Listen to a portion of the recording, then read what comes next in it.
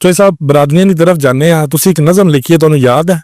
ਹਾਂਜੀ, ਉਹ ਸੁਣਾ ਦਿਓਗੇ ਸਾਨੂੰ ਪਹਿਲੇ? ਮੈਂ ਨਹੀਂ ਸੁਣਾ ਸਕਦਾ, ਉਹਦੀ ਵਜ੍ਹਾ ਸੁਣ ਲਓ। ਹਾਂਜੀ ਜਿਹਨੇ ਸਾਡੇ ਵੇਖਣ ਵਾਲੇ ਨੇ ਨਾ ਜੀ, ਹਾਂਜੀ।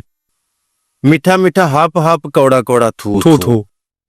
ਅਸੀਂ ਐਸੇ ਲੋਕ ਆ ਕਿ ਅਸੀਂ ਹਕੀਕਤ ਵੀ ਉਹ ਸੁਣਨਾ ਚਾਹੁੰਦੇ ਆ ਕਿ ਜਿਹੜੀ ਹਕੀਕਤ ਸਾਡੀ ਮਰਜ਼ੀ ਦੀ ਹੋ। ਸਾਡੀ ਕੰਨਾਂ ਨੂੰ ਅੱਛੀ ਲਗੇ। हाँ, वरना जो देखता हूँ वही बोलने का आदी हूँ, इसीलिए अपने शहर का बहुत बड़ा फसादी हूँ। ਵਾਹ ਵਾਹ। ਦਿਲ ਕਰਦਾ ਸੱਚ ਬੋਲਣ ਦੇ ਉੱਤੇ, ਦਿਲ ਕਰਦਾ ਹਕੀਕਤ ਬੋਲਣ ਦੇ ਉੱਤੇ, ਫਿਰ ਡਰ ਲੱਗਦਾ ਚੁੱਕਿਆ ਜਾਂਦਾ। ਨਹੀਂ ਚੁੱਕੇ ਜਾਂਦੇ, ਹੁਣ ਸਾਨੂੰ ਸੁਣਾ ਦਿਓ। ਉਹ ਇਹ ਦਰਅਸਲ ਨਾ ਗੋਂਦਲ ਸਾਹਿਬ ਬਾਤ ਇਹ ਵੇ, ਉਹਦੇ ਵਿੱਚ ਕੋਈ ਐਸੀਆਂ ਬਾਤਾਂ ਨੇ, ਕੋਈ ਐਸੀਆਂ ਗੱਲਾਂ ਨੇ ਜਿਹੜੀ ਉਸ ਮੇਰੀ ਨਜ਼ਮ ਆਪਣੀ ਲਿਖੀ ਔਰ ਮੇਰੀ ਆਪਣੀ ਬੋਲੀ, ਔਰ ਮੇਰੇ ਤੋਂ ਬਾਅਦ ਮੇਰੀ ਨਜ਼ਮ ਚੋਰੀ ਕਰਕੇ ਕਈਆਂ ਨੇ ਕਾਪੀ ਕਹਿ ਲਓ, ਚੋਰੀ ਨਹੀਂ ਆਖਣਾ ਤੇ ਕਾਪੀ ਕਹਿ ਲਓ, ਕਈਆਂ ਨੇ ਬੋਲੀ, ਉਹ ਮੇਰੇ ਨਾਲ ਜ਼ਿਆਦਾ ਵਾਇਰਲ ਹੋਏ ਨੇ।